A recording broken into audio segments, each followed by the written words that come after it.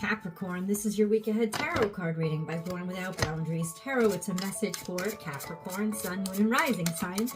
Now, this is an energy reading, so please take it where and how it resonates in your life. This is your message, okay? And if you're not a Capricorn and for some reason this popped up on your feed, it's because you called it into you. This is absolutely your message, and this is where your message begins.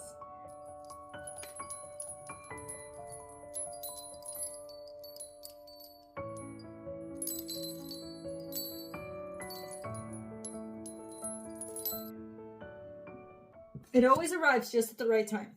And the Wheel of Fortune is all about timing. So it's karma. It's a karma. But the Wheel of Fortune is almost like good karma, like the completion of a cycle, and you're experiencing the fulfillment of a life cycle.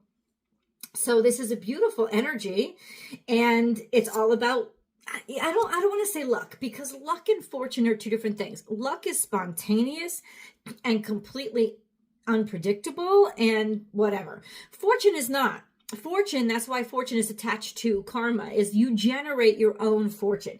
Fortune, you could say, is almost good karma. That's what I would describe it as, and please leave your definition of it in the comments. But fortune is good karma, and karma is the energy that you create for yourself. You know what I'm saying? That's what it is. It is the energy that you put out into the world, and then it ends up coming back to you. So Capricorn, something good that you, and I'm rubbing my hands, and I think it's because there's something coming in. There's something coming in that's good. You have created good karma, and you're about to experience it as a very fortunate event. And so what we're going to do is dig in, because that's the only card that's come out so far. All right.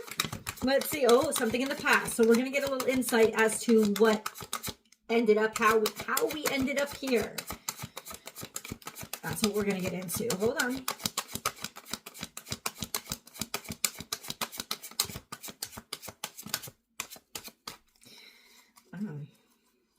Oh, there's betrayal, or something that you missed, or something being swept out from underneath you, or maybe you weren't paying attention to something. That's really interesting because it's coming on the heels of fortune. So what I would do is I would say, watch out who you're trusting. It could be that you're easily distracted right now. And so I would, dot all those I's and cross all those T's and check things twice, because checking things twice is actually going to help you out a lot right now. Got to watch it, because at the very least, the Seven of Swords is you're distracted and people are going to take too much from you because you're distracted.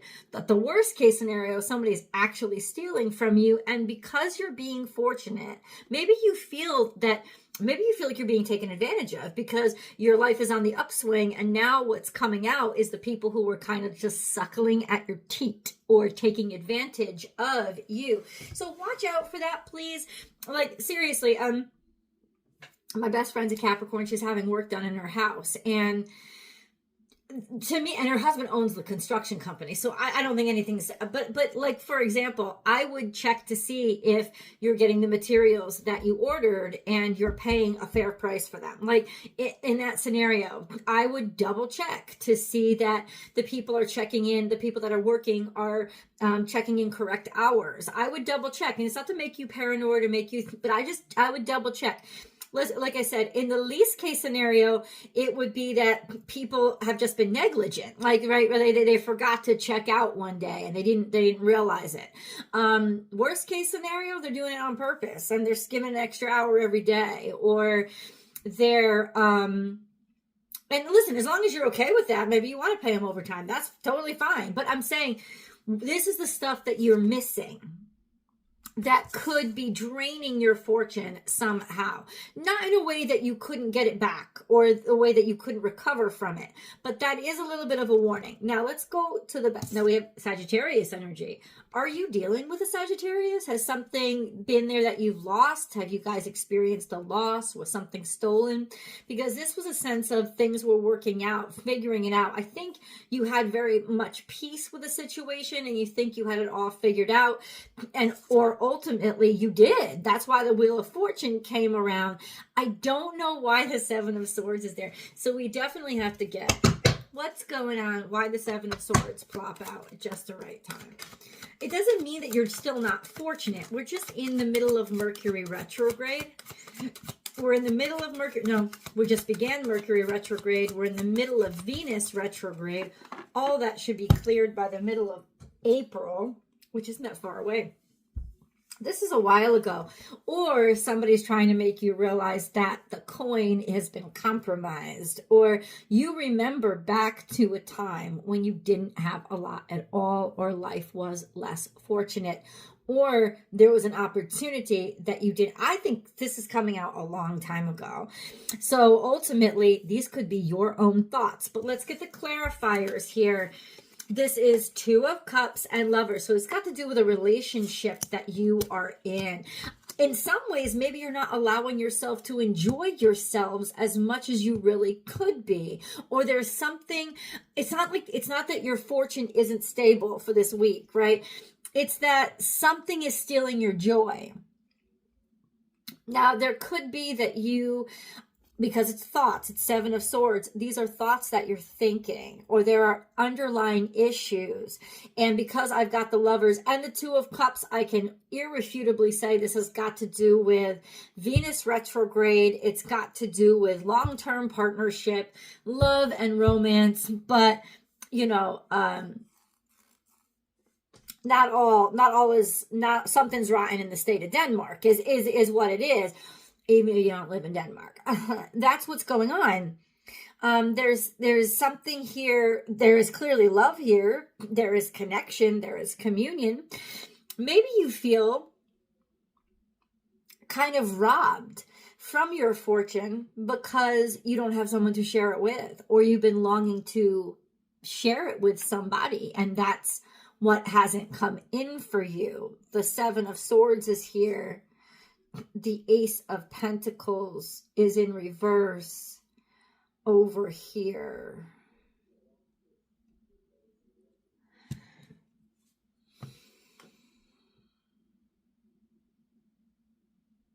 And that's all the clarifiers of this situation.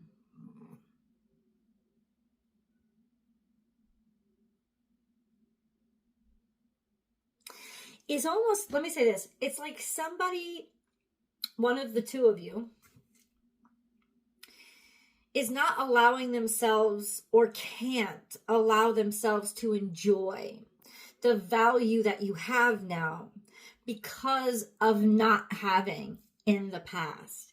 A lot of times we do, and when things are in retrograde, Mercury and Venus are conjunct each other, they're in retrograde, the sun's conjunct the North Node, and there's a lot of wonky stuff going on right now. So what I'm saying is a lot of time, and this could really bring up the past. It could bring up the past. It could bring up the experiences, like reliving it. Like maybe you have great money now. Maybe you're very financially secure, but you're still living like you're poor because that was so ground into you from the day that you were a kid. It's almost like you can't allow yourself to enjoy what you've earned, Capricorn. Like things have to hurt for them to be worth it. But you have to understand that Saturnian energy, it's almost like misusing Saturnian energy, because when Saturn rewards, Saturn is generous. There's, I don't think, any planet more generous than Saturn when it's rewarding somebody. It's rarely rewarding. It busts balls in order to get there. But you've earned it. Like, and this is what it's saying. It's almost like you've earned it, but there's still something stealing your joy. And from what it looks like with the Seven of Swords, it's your thoughts. It's your thoughts about when I didn't have something, or worried about losing or having something stolen because you've had to do without, or you've lost, or you've experienced that misfortune in the past. And let me say this. That's a good thing that you guys are experiencing. And now it's a very appropriate thing to be experiencing during a retrograde, or whenever you're watching this, whatever you're watching this video. If you're wondering, if you're watching this well after I've uploaded it, I'm talking about 2025, mid-March, when Venus and Mercury are both conjunct in Aries and very much retrograde. This could bring up a lot of anger and a lot of frustration, and also a lot of paranoia. Mars is currently in Cancer, which is, it can be very angry energy because Cancer is very emotional. And Mars has one emotion. Like it has, no, I'm just kidding. Mars can be very excitable, very, very, very like whatever, excitable, but anger a lot of times. And so why I like this energy in the retrograde is because it has to be purged. This is getting in your way of fully enjoying what you've earned. And why shouldn't you enjoy what you've earned? You've earned it. This isn't like I've inherited it. You didn't inherit shit, bitch. You know what I'm saying? You had to work for this shit. So I'm not really sure why you won't let yourself enjoy it. And I'm not talking about expenses, and maybe that's what it is. It's like you're feeling like you're being drained by expenses and you're angry because you can't enjoy it, in which case you don't have to enjoy by spending. And you know, Capricorns, you bougie as fuck. You like to spend on that quality shit, but that's not the kind of enjoyment I'm talking about. I'm talking about a feeling of peace. It's almost like you remember those hardships fucking up your peace, right? And you found a way to bring stuff into balance, to expand your life and to balance out, make the craziness work, right? Like you found out how to make not having work, and then all of a sudden you have, but you're still living in the old energy. And I get it, because part of it is what drives you. And that's what I think you're afraid to lose. You're afraid to lose that drive that earned you the freedom that you have now, or the abundance that you have now. You're afraid to lose that drive. You're Capricorn. You ain't never going to lose that drive. It's not. It's not from the hardship. It's from inside of you. You have it. So you can let go of the hardship, and all letting go of the hardship will do is help you to really be able to enjoy all that you've earned. You'll never stop earning because it's you. That's how you are constructed. So the fear of losing that drive is like, ooh, sorry guys. Ooh, a fear of losing yourself. Ooh, let's get a moon card. So we have work through your fears, new moon in Scorpio. Duh. Like that is exactly what I just said, and nothing will come of this situation. There ain't shit that's going to happen to you that is going to be permanent or destructive. Whatever happens, like I know that the Virgo full moon brought up a lot of stuff. And honestly, that stuff is that stuff. It brought it up, but it's not going to drown you. It's not going to destroy you. Nothing is going to come. The moon is getting farther and farther away. This is a void of course. This is a sense of it's not whatever had been happening. It's a reminder that what you're experiencing now is a temporary situation, and what it's doing is bringing up stuff that you need to deal with, so that it never is something that you need to do. You want to work? You want to work on something? That's what you work on. You work on those feelings. You work on those mentalities. You work on those miseries. You work on those fears that are still there.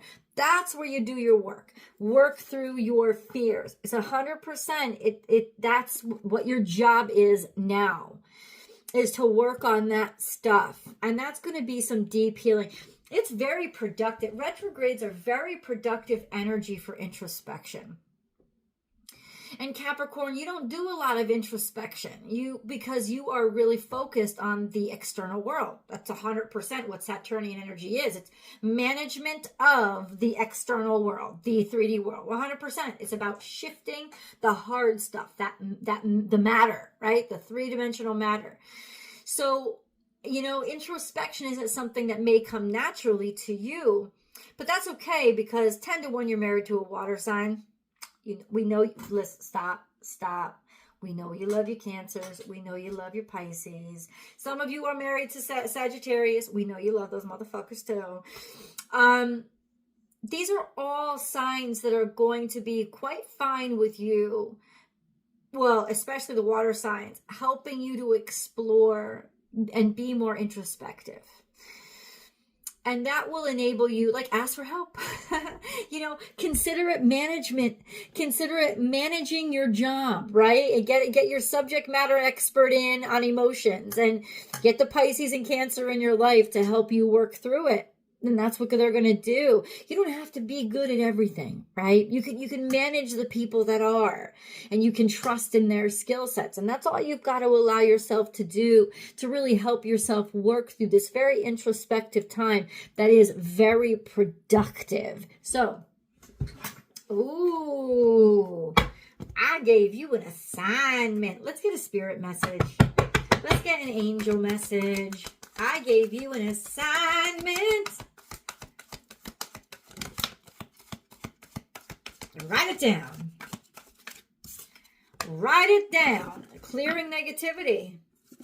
Okay. Release negativity from within or around you. Where the fuck is this negativity coming from? You don't need to talk to me. But okay, so this could be a very emotional week for you. Why do I say that? Because you're releasing you know why you're releasing it? Let me say this. This is also a cause for joy, but you're not going to get to the joy for a while. Happy birthday, Doug Denny. This is going to fuck with your brain. You're experiencing it because you're finally safe. You're finally safe enough to turn around and recognize and feel the hurt that you needed to feel but didn't let yourself feel when the bullshit was happening. And that's what's coming up now, and it's still valid. It must be felt. It must be felt, and then it must be expelled by feeling. You need to feel it to heal it. That's what you have to do. But it's definitely what you have to do now. This is your purpose. Something isn't clear. You might, I tell you that you might actually, this would function very well for you.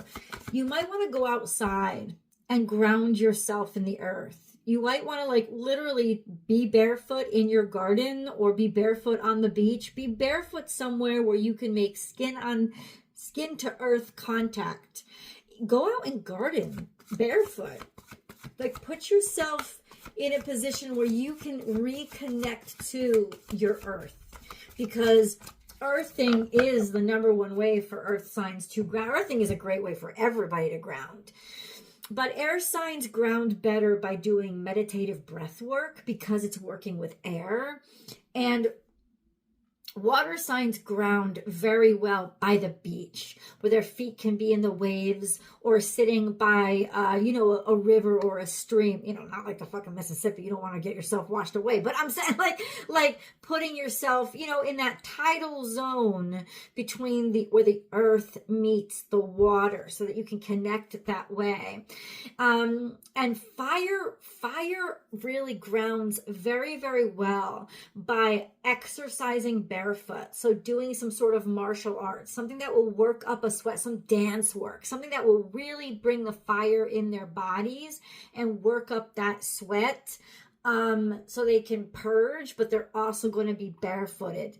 That's very important for them, because grounding is connecting to the earth. So you always want to bring it back to that place. Let's go to the extended. I'm going to read this card, and we're going to continue this message.